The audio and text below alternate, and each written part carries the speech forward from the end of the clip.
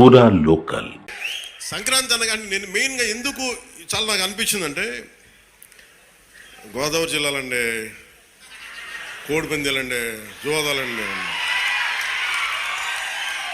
సంక్రాంతి తాలూకు అంటే సంక్రాంతి అంటే కోడిపందాలు, జూదాలు, పేకాట. ఓకే, నేను సరదా, నేను అదేం కాదంటలేదు, చేసేవాళ్ళని చేసుకోమని చెప్పి నాకు ఇబ్బంది లేదు. కానీ అంటే నేను తెలంగాణ స్నేహితులు కూడా చెప్తా ఉంటాను. హైదరాబాద్ నేను ఇంట్లో ఉంటే, నేను హైదరాబాద్ ఉంటే ఇప్పుడు 10 years బ్యాక్ మేము ఎక్కడికి వెళ్తా అంటే మేము భీమవరం వెళ్ళిపోతామండి, లేదంటే మేము తూర్పుగోదావరి వెళ్ళిపోతాం. దేనికి అంటే మేము అక్కడ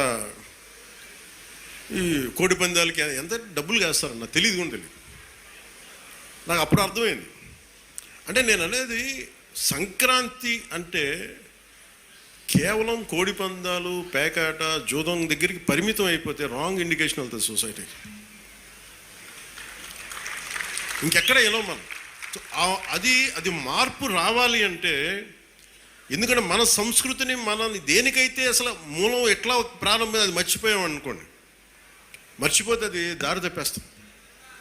అప్పుడు మీకు మెకాలే చెప్పినట్టుగా ఒకరిని దెబ్బ కొట్టాలి, ఒకరిని సంస్కృతిని, దేశాన్ని వైపౌట్ చేయాలంటే ముందు వాళ్ళ సంస్కృతిని చంపేయడం. సో ఇది సంస్కృతి మూలాల్ని పరిరక్షించడానికి, మర్చిపోకూడదని చెప్పడానికే ఈ వేడుక ఈ రోజున పీఠిక. ఇది మొత్తం రాష్ట్రంలో ప్రతి నియోజకవర్గంలో ఇది అవ్వాలి. ఇది మనకి గోదావరి జిల్లాలో సంక్రాంతిని కోడి పందాలు ₹1,00,00,000 చేతులు మారుతాయి అనే మాట పోవాలి. సంక్రాంతి నుంచి భోగి మంటల్లో కలిపేయాలి. సరదాగా చేసుకుంటారో ఏం చేసుకుంటారో అది వేరే, కానీ అది మట్టుకు ప్రత్యేకంగా కనిపించకూడదు.